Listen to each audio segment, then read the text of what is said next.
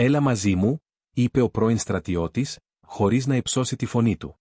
Ο άνεμος ούριαζε γύρω τους και το κρύο έκαιγε το δέρμα. Μπροστά του στεκόταν μια γυναίκα με τα παιδιά της, χαμένα μέσα στη θύελλα. Δεν ήξερε ποια ήταν. Δεν ήξερε από τι έτρεχαν. Αλλά ήξερε ένα πράγμα: αν έμεναν εκεί, κανείς τους δεν θα έβγαινε ζωντανός από τη νύχτα. Η κακοκαιρία είχε σβήσει τα πάντα γύρω τους. Ο δρόμος είχε χαθεί κάτω από το άσπρο. Ο ουρανός και η γη είχαν γίνει ένα. Ο αέρας χτυπούσε με δύναμη, τόσο δυνατά που πονούσε το πρόσωπο. Κανένα φως. Καμία φωνή. Μόνο το ουρλιαχτό της νύχτας. Ο άντρας δεν είχε σκοπό να σταματήσει. Ήθελε μόνο να φύγει. Να μείνει μόνος. Το παρελθόν του ήταν βαρύ και τον ακολουθούσε παντού. Όμως τότε ο γερμανικός πειμενικός του, που καθόταν ήρεμος στο κάθισμα, σήκωσε απότομα το κεφάλι. Τα αυτιά του τεντώθηκαν. Το σώμα του σκλήρινε. Δεν γάβγισε. Δεν κινήθηκε. Απλώς κοίταξε μπροστά. Ο άντρας φρέναρε. Μέσα στη θύελλα, λίγα μέτρα πιο πέρα, είδε σκιές. Μια γυναίκα στεκόταν όρθια με δυσκολία. Κρατούσε σφιχτά ένα μικρό παιδί στην αγκαλιά της. Δίπλα της, 3 ακόμα παιδιά ήταν κολλημένα πάνω της, ακίνητα, σαν να φοβόντουσαν ότι αν κουνηθούν, θα χαθούν. Η γυναίκα γύρισε το κεφάλι της προς το όχημα. Τα μάτια της ήταν μεγάλα, κουρασμένα, γεμάτα φόβο. Δεν έκανε βήμα μπροστά. Δεν έκανε βήμα πίσω. Περίμενε. Δεν ήξερε αν αυτός ο άντρας ήταν βοήθεια ή νέος κίνδυνος. Ο πρώην στρατιωτικός κατέβηκε αργά. Σήκωσε τα χέρια του, δείχνοντας ότι δεν απειλεί. Το κρύο διαπερνούσε τα ρούχα του, αλλά δεν έδωσε σημασία. Είχε δει αυτό το βλέμμα ξανά. Όχι εδώ. Αλλού. Σε άλλες νύχτες. Σε άλλες στιγμές που ο φόβος δεν άφηνε χώρο για λόγια. Ο σκύλος στάθηκε δίπλα του. Ήρεμος. Σταθερός. Τα παιδιά τον κοίταξαν. Κάτι στο βλέμμα του τα έκανε να μην κλάψουν. Να μείνουν σιωπηλά. Ο άντρας κατάλαβε αμέσως. Δεν χρειαζόταν να ρωτήσει πολλά. Το κρύο δεν θα τους άφηνε χρόνο. Η νύχτα ήταν εχθρός. Και κανείς άλλος δεν θα περνούσε από εκεί. Πήρε μια ανάσα. Κοίταξε τη γυναίκα στα μάτια. «Έλα μαζί μου», είπε ξανά. Και αυτή τη φορά, ήξερε πως δεν μπορούσε να τους αφήσει πίσω. Ο άντρας δεν βιάστηκε. Δεν έκανε καμία απότομη κίνηση. Έμεινε εκεί, λίγα βήματα μακριά, αφήνοντας τον άνεμο να γεμίζει τη σιωπή ανάμεσά τους. Ήξερε ότι σε τέτοιες στιγμές, τα λόγια μπορούν να φοβήσουν περισσότερο από το κρύο. Ο γερμανικός πειμενικός στάθηκε μπροστά του, λίγο πιο μπροστά από τα πόδια του. Δεν πλησίασε τα παιδιά. Δεν γρίλησε. Απλώς στάθηκε, σαν να τους έδειχνε ότι ήταν εκεί για να φυλάει, όχι για να τρομάζει. Τα παιδιά τον κοίταξαν με μεγάλα μάτια. Ένα από αυτά έκανε ένα μικρό βήμα προς το μέρος του. Μετά άλλο ένα. Ο σκύλος χαμήλωσε το κεφάλι του και έμεινε ακίνητος. Η γυναίκα το είδε αυτό. Κάτι μέσα της χαλάρωσε για μια στιγμή. Όχι πολύ. Όσο χρειαζόταν για να πάρει ανάσα. «Δεν έχουμε κανέναν», είπε τελικά. Η φωνή της ήταν χαμηλή, σχεδόν χαμένη μέσα στον άνεμο. «Είμαστε μόνοι». Ο άντρας έγνεψε αργά. Δεν τη ρώτησε γιατί. Δεν τη ρώτησε που πήγαινε. Ήξερε ότι θα μιλούσε όταν θα μπορούσε. Έβγαλε το χοντρό του μπουφάν και το άπλωσε προς το μέρος της. Η γυναίκα δίστασε. Κοίταξε τα παιδιά. Το μικρό παιδί στην αγκαλιά της δεν κουνιόταν σχεδόν καθόλου. Το κρύο είχε αρχίσει να κερδίζει. Τα χείλη της ήταν άσπρα. Τα χέρια της έτρεμαν, όσο και αν προσπαθούσε να το κρύψει. Τα παιδιά είχαν σταματήσει να κλαίνε. Αυτό ήταν πιο ανησυχητικό. Ο άντρας το ήξερε. Όταν ο φόβος γίνεται σιωπή, ο χρόνος τελειώνει. Ο σκύλος πλησίασε λίγο ακόμα. Έκατσε δίπλα στα παιδιά. Ένα μικρό χέρι ακούμπησε διστακτικά το ζεστό του τρίχωμα. Μετά άλλο ένα. Κανείς δεν μίλησε. Ο άντρας πλησίασε ένα βήμα. «Πρέπει να μπούμε μέσα», είπε ήρεμα. «Όχι εδώ. Όχι άλλο». Η γυναίκα τον κοίταξε. Τα μάτια της γέμισαν δάκρυα, αλλά δεν έπεσαν. Ήταν κουρασμένη. Πεινασμένη. Παγωμένη. Και βαθιά μέσα της ήξερε την αλήθεια. Αν έμεναν εκεί, το κρύο δεν θα τους άφηνε άλλη ευκαιρία. Ο άντρας άνοιξε την πόρτα του οχήματος και έκανε χώρο για τα παιδιά. Δεν βιάστηκε. Κάθε του κίνηση ήταν αργή και προσεκτική, σαν να μετρούσε τον αέρα γύρω τους. Ο γερμανικός πειμενικός ανέβηκε τελευταίος, αλλά δεν κάθισε. Έμεινε όρθιος, με το σώμα τεντωμένο και το κεφάλι γυρισμένο προς το σκοτάδι πίσω τους. Ο άντρας το πρόσεξε αμέσως. Έβαλε μπροστά. Ο κινητήρας ακούστηκε βαριά μέσα στη θύελλα. Καθώς το όχημα άρχισε να κινείται, ο καθρέφτης γέμισε με άσπρο.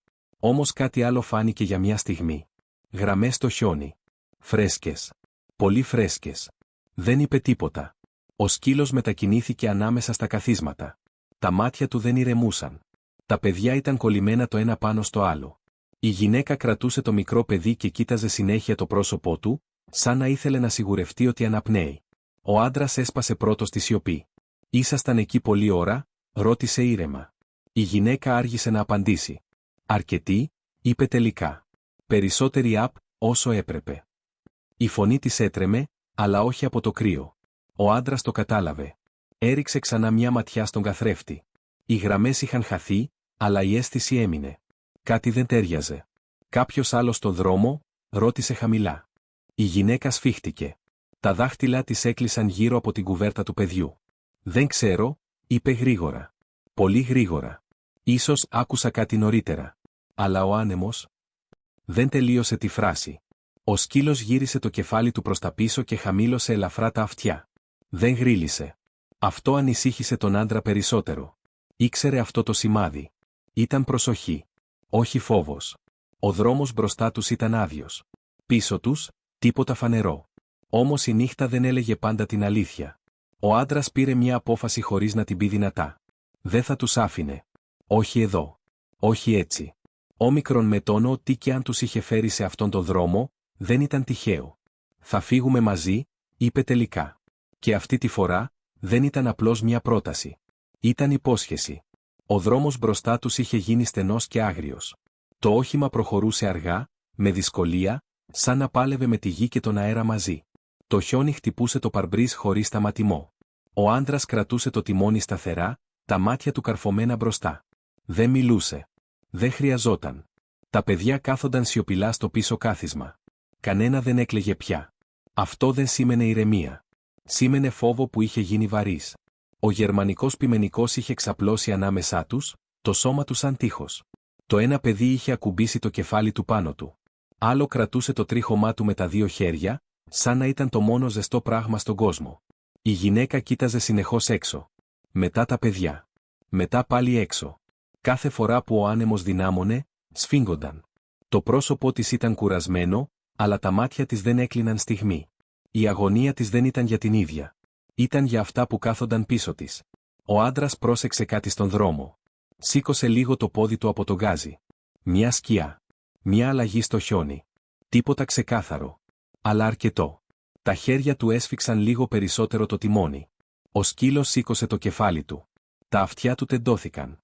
Κοίταξε προς το πλάι, μετά πίσω. Δεν έκανε ήχο. Ο άντρας ένιωσε το στομάχι του να σφίγγεται. Αυτό δεν ήταν απλή κακοκαιρία. Κάτι άλλο κινούνταν μέσα στη νύχτα. Το όχημα πέρασε από ένα σημείο όπου ο δρόμος άνοιγε για λίγο.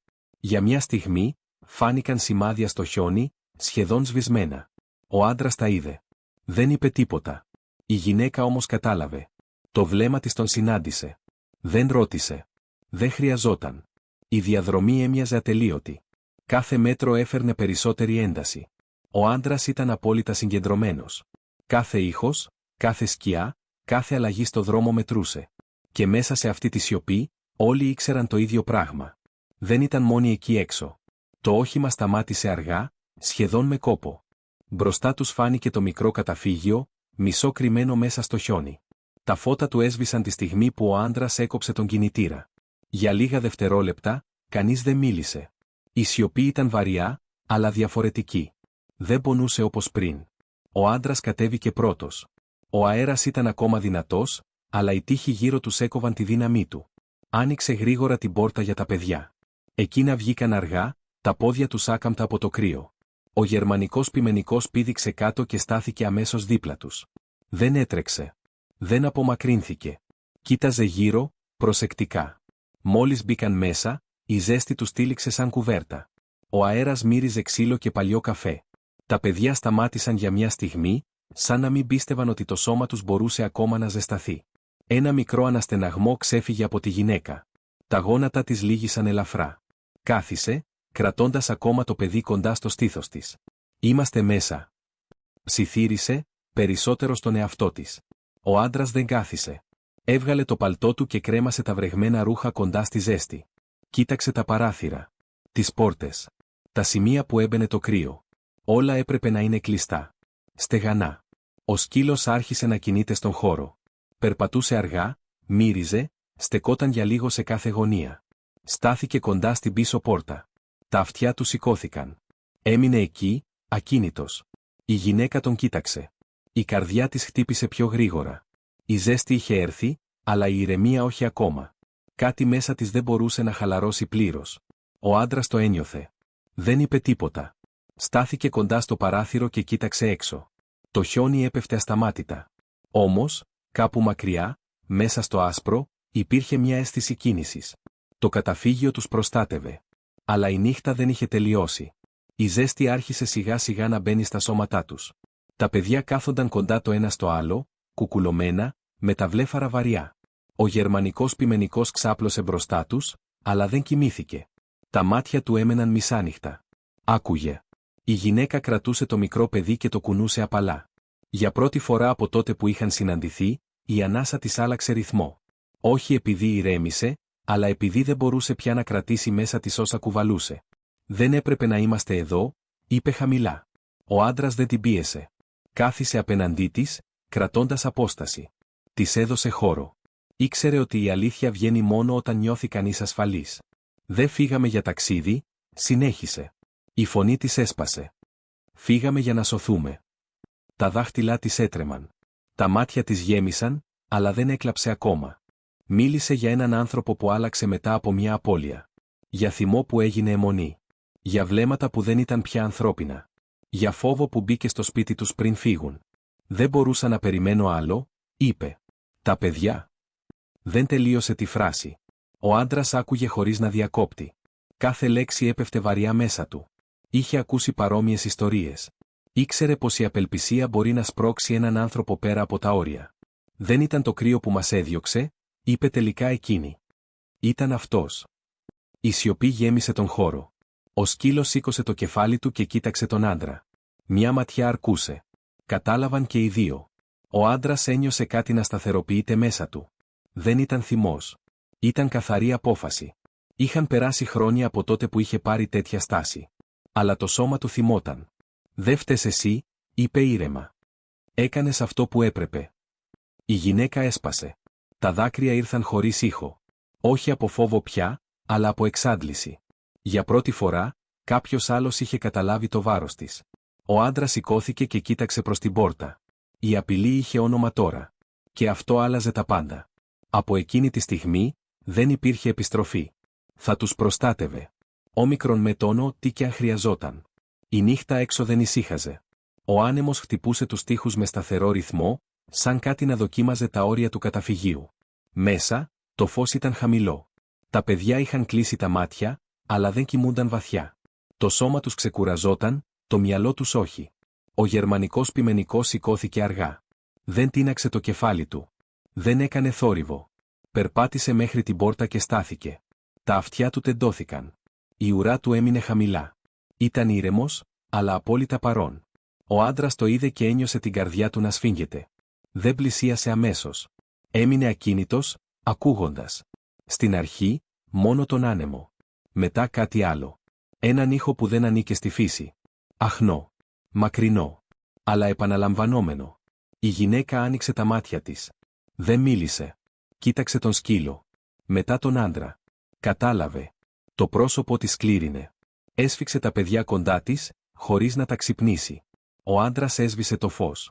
Η καλύβα βυθίστηκε στη σκιά. Μόνο η φωτιά έμενε ζωντανή, χαμηλή. Κινήθηκε αργά προς το παράθυρο και κοίταξε έξω. Το χιόνι έπεφτε πυκνό, αλλά μέσα στο άσπρο υπήρχε κίνηση. Όχι καθαρή. Όχι σταθερή. Όμως υπήρχε. Ο σκύλος γύρισε το κεφάλι του προς τον άντρα. Δεν γρίλησε. Δεν χρειαζόταν. Η σιωπή του έλεγε τα πάντα. Τα λεπτά περνούσαν βαριά. Κανείς δεν μιλούσε. Η γυναίκα ένιωθε το φόβο να ανεβαίνει, αλλά δεν άφησε τη φωνή της να τρέμει. Ήξερε ότι κάθε ήχος μπορούσε να προδώσει την παρουσία τους. Κρατούσε την αναπνοή της, σαν να μπορούσε έτσι να κρύψει την ύπαρξή τους. Έξω, ένας ήχος πλησίασε και μετά σταμάτησε. Ο άντρας δεν κουνήθηκε. Τα μάτια του ήταν καρφωμένα στο σκοτάδι. Το σώμα του ήταν έτοιμο, αλλά το μυαλό του ήρεμο. Περίμενε. Δεν θα έκανε λάθος κίνηση. Ο σκύλος έμεινε μπροστά στην πόρτα, σαν ζωντανό φράγμα. Τα παιδιά κοιμόντουσαν ακόμα, προστατευμένα από τη σιωπή. Η νύχτα δεν είχε τελειώσει. Και όλοι το ήξεραν. Η αναμονή κράτησε περισσότερο όσο άντεχε η καρδιά. Ο χρόνος είχε χάσει το νόημά του. Κάθε δευτερόλεπτο ακουγόταν σαν λεπτό. Ο άντρας στεκόταν ακίνητος, κοντά στην πόρτα, με το σώμα του στραμμένο προς το σκοτάδι. Ο γερμανικός πειμενικός ήταν δίπλα του. Όχι μπροστά. Όχι πίσω. Ακριβώς εκεί που έπρεπε. Έξω, η κίνηση σταμάτησε. Ο άνεμος δυνάμωσε για λίγο, σαν να ήθελε να καλύψει κάτι. Έπειτα, μέσα στη σιωπή, ακούστηκε ένα μακρινό μέταλλο. Όχι δυνατό. Όχι ξεκάθαρο. Αλλά αρκετό. Ο άντρας κατάλαβε. Κάποιος στεκόταν εκεί έξω και σκεφτόταν. Ο σκύλος στάθηκε πιο ίσια. Τα μάτια του ήταν καρφωμένα στην πόρτα. Δεν έδειχνε φόβο. Έδειχνε παρουσία. Σαν να έλεγε χωρίς ήχο, εδώ υπάρχει όριο. Ο άντρας άνοιξε αργά την πόρτα. Μόνο λίγο. Όσο χρειαζόταν για να φανεί η σκιά του και η φιγούρα του σκύλου δίπλα του. Δεν μίλησε. Δεν έκανε απειλητική κίνηση. Απλώς στάθηκε. Η νύχτα απάντησε με σιωπή. Για λίγα δευτερόλεπτα, όλα έμειναν ακίνητα. Μετά, ο ήχος απομακρύνθηκε. Αργά. Σαν κάποιος να είχε καταλάβει ότι δεν ήταν μόνος. Ότι εδώ υπήρχε δύναμη. Όχι βία. Δύναμη. Ο άντρας έκλεισε την πόρτα. Έμεινε εκεί για λίγο ακόμα, ακούγοντας. Τίποτα. Μόνο άνεμος. Γύρισε προς τη γυναίκα. Τα μάτια της ήταν γεμάτα δάκρυα. Όχι φόβου. Ανακούφισης. Έσφιξε τα παιδιά κοντά της και έκλεισε τα μάτια για μια στιγμή. Η ανάσα της έσπασε. Ο άντρας έγνεψε απλά. Δεν χρειαζόταν λόγια. Ο σκύλος γύρισε και πήγε πίσω στα παιδιά. Ξάπλωσε δίπλα τους. Ένα παιδί άνοιξε τα μάτια και τον άγγιξε. Μετά ξανακοιμήθηκε. Η απειλή είχε φύγει. Χωρίς φωνές. Χωρίς βία. Μόνο με παρουσία. Το φως του πρωινού μπήκε αργά μέσα στο καταφύγιο. Όχι απότομα. Όχι δυνατά. Σαν να ήξερε τι είχε προηγηθεί. Ο άνεμος είχε πέσει. Το χιόνι έξω έμενε ακίνητο, καθαρό, σχεδόν ήσυχο. Η νύχτα είχε φύγει. Τα παιδιά ξύπνησαν ένα-ένα. Στην αρχή κοίταξαν γύρω τους μπερδεμένα. Μετά είδαν το γερμανικό πειμενικό ξαπλωμένο δίπλα τους. Η ουρά του κουνήθηκε αργά. Ένα μικρό χαμόγελο εμφανίστηκε. Ύστερα άλλο ένα. Ένα χαμηλό γέλιο ακούστηκε, δειλό, σαν να δοκίμαζε τον χώρο. Η γυναίκα το άκουσε και τα μάτια της γέμισαν ξανά. Αυτή τη φορά όμως, χαμογέλασε. Το σώμα της ήταν ακόμα κουρασμένο, αλλά κάτι μέσα της είχε αλλάξει. Δεν ένιωθε πια μόνη. Δεν ένιωθε πια κυνηγημένη. Ο άντρας στεκόταν κοντά στο παράθυρο. Κοίταζε έξω. Το τοπίο ήταν λευκό και ήρεμο. Για πρώτη φορά μετά από καιρό, ένιωσε και εκείνος μια μικρή ανάσα. Όχι ανακούφιση. Αλλά σιωπή χωρίς φόβο. Ο σκύλος σηκώθηκε και πήγε προς τα παιδιά. Ένα παιδί τον αγκάλιασε χωρίς δισταγμό. Άλλο του χάιδεψε το κεφάλι. Δεν υπήρχε πια ένταση. Μόνο εμπιστοσύνη. Για εκείνα, δεν ήταν απλός σκύλος. Ήταν κάτι σταθερό. Κάτι που έμεινε όταν όλα τα άλλα έτρεμαν. Η γυναίκα σηκώθηκε αργά και πλησίασε τον άντρα. «Σας ευχαριστώ», είπε απλά. Δεν πρόσθεσε τίποτα άλλο. Δεν χρειαζόταν. Ο άντρας έγνεψε. Το βλέμμα του πήγε στα παιδιά. Στον σκύλο. Στη στιγμή. Ήξερε ότι κάποιες νύχτες δεν σβήνουν ποτέ τελείως. Αλλά ήξερε και κάτι άλλο. Όταν υπάρχει ασφάλεια, η ζωή βρίσκει τρόπο να συνεχίσει. Ακόμα και μετά από τη σιωπή. Ο ήλιος είχε ανέβει λίγο όταν ήρθε η ώρα να φύγουν. Το χιόνι έλαμπε ήρεμο, σαν να μην είχε συμβεί τίποτα τη νύχτα. Ο δρόμος μπροστά τους ήταν καθαρός. Ασφαλής. Η γυναίκα έδεσε προσεκτικά τα παιδιά. Τα πρόσωπά τους είχαν ακόμα σημάδια κούρασης, αλλά στα μάτια τους υπήρχε φως. Δεν ρωτούσαν πολλά. Δεν κοιτούσαν πίσω. Κρατούσαν μόνο τη στιγμή. Ο γερμανικός πειμενικός στάθηκε δίπλα τους. Ένα παιδί τον αγκάλιασε σφιχτά. «Ευχαριστώ», είπε χαμηλά. Ο σκύλος δεν κουνήθηκε. Απλώς έμεινε εκεί, σταθερός, όπως όλη τη νύχτα. Η γυναίκα στάθηκε απέναντι από τον άντρα. Τα λόγια της βγήκαν αργά. «Δεν θα το ξεχάσουμε ποτέ», είπε. Δεν μίλησε για φόβο. Δεν μίλησε για κίνδυνο. Μίλησε για κάτι πιο απλό. Για παρουσία. Ο άντρας έγνεψε. «Να προσέχετε», είπε μόνο. Δεν ήθελε να γίνει ήρωας. Δεν ήθελε ευχαριστίες. Ήξερε ότι κάποιες συναντήσεις δεν χρειάζονται συνέχεια. Αρκεί που έγιναν. Το όχημα ξεκίνησε. Τα παιδιά κοίταζαν από το παράθυρο. Ο σκύλος στάθηκε και τα παρακολούθησε μέχρι που χάθηκαν στο δρόμο. Μετά γύρισε και κάθισε δίπλα στον άντρα. Έμειναν για λίγο σιωπηλοί. Δεν υπήρχε πια ένταση. Μόνο μια ήσυχη αίσθηση ότι κάτι σωστό είχε γίνει. Κάποιες φορές, αυτό είναι αρκετό. Υπάρχουν άνθρωποι και ζώα που προστατεύουν χωρίς να φαίνονται. Δεν ζητούν τίποτα. Απλώς στέκονται εκεί, όταν χρειάζεται. Αν αυτή η ιστορία άγγιξε την καρδιά σου, μπορείς να δείξεις την αγάπη σου με ένα απλό «μου αρέσει». Αν θέλεις να ακούς και άλλες ανθρώπινες ιστορίες, μπορείς να ακολουθήσεις το κανάλι. Και αν νιώθεις ότι αξίζει, μοιράσου τη με κάποιον που αγαπάς.